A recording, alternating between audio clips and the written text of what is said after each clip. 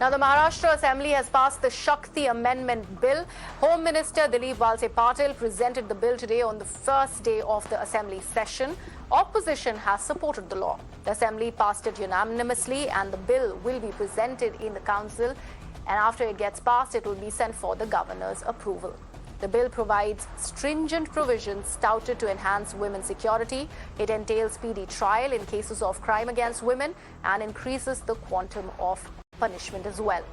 Penalties for false complaint for a period of 3 years also is incorporated in this bill. My colleague Sandeep joins me live on the broadcast. Sandeep, big step there as the Shakti Amendment Bill has been unanimously passed, and this is something of a great news because we've been seeing a lot of tussle as far as these bills being discussed in the Assembly, but the opposition was one with the centre as far as passing this bill, and we see this in a great step in this direction.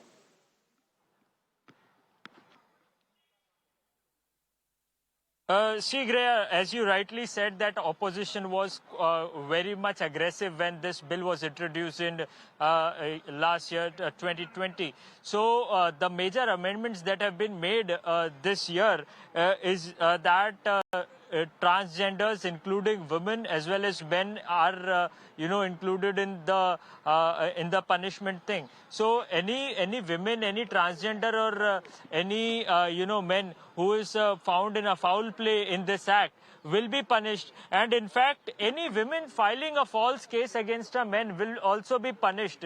So this is the major thing that this bill has. And another thing is that if in case any internet or service provider companies refuse to provide the information to the investigation agency, then these service providers will be penalized and will be sent behind the bars. So this is the major highlight of this bill. Apart from that, people who are accused of rape or acid attacking someone with acid will be sent behind the bars and will be dealt very brutally, and those are involved in this rape or something, they will be sent behind the bars for life imprisonment, and they have a death penalty as well. So these are the major highlights of this bill, and definitely it is a sigh of relief for the women who are walking on the street of Maharashtra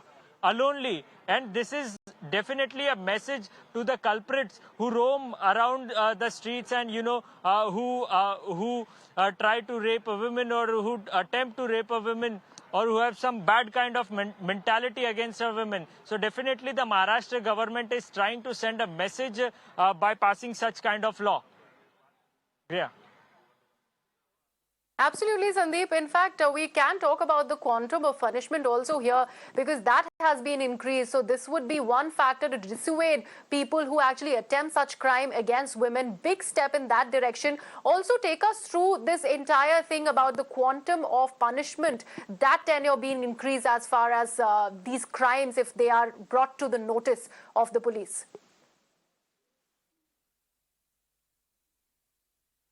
So, in case of any brutal kind of rape attempts or any acid attack, so in that case, the quantum is of life imprisonment and the death penalty, although the rape cases will be dealt as a rape case only. But in case of very brutal harassment or a very brutal rape case, as in like Nirbhaya or the Sakinaka rape incident in Mumbai, so such kind of cases will be dealt specially, and they will be having a life imprisonment and a death penalty also. There are some kind of provisions of that.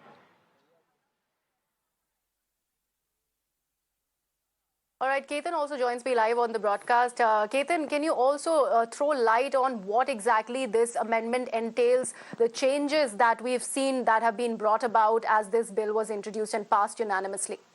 See, in the past, this kind of framework, the framework of the bill was made in 2020. However, it was not passed then. There were certain hiccups. And then there was a committee which met for almost 13 times. There was a joint committee which met 13 times. And then they have passed the bill today. This actually is broadly modeled on the Disha Act, which is already there in Andhra Pradesh.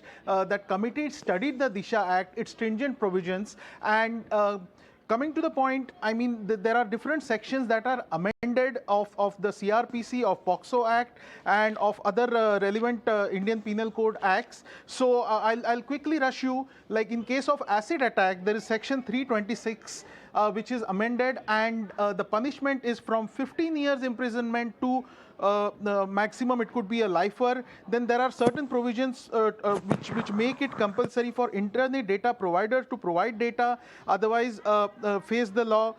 And then there is strict provision against so many things like using mobile or any kind of media to threaten or indulge in conversation that is sexual in nature. So there is a new section, the 354, which covers that. And in case of rape, the section 376, the punishment is right from rigorous punishment, and in rarest of rare cases where there is enough evidence to prove a forceful imposition, or if the crime is really heinous, the rape is really heinous in nature, then it also provides for death sentence. So clearly, in the light of the Shakti Mill rape case and so many other cases that happened in the state, this is considered as one strong step from the assembly collectively to increase the punishment or bring in stringent provisions for incidents of molestation, of rape, and broadly of incidents which involve crime against women. Right, Ketan, thank you so much for joining us there. So the Shakti Amendment Bill unanimously passed in the Maharashtra Assembly today, big step in time. Now moving on, the Congress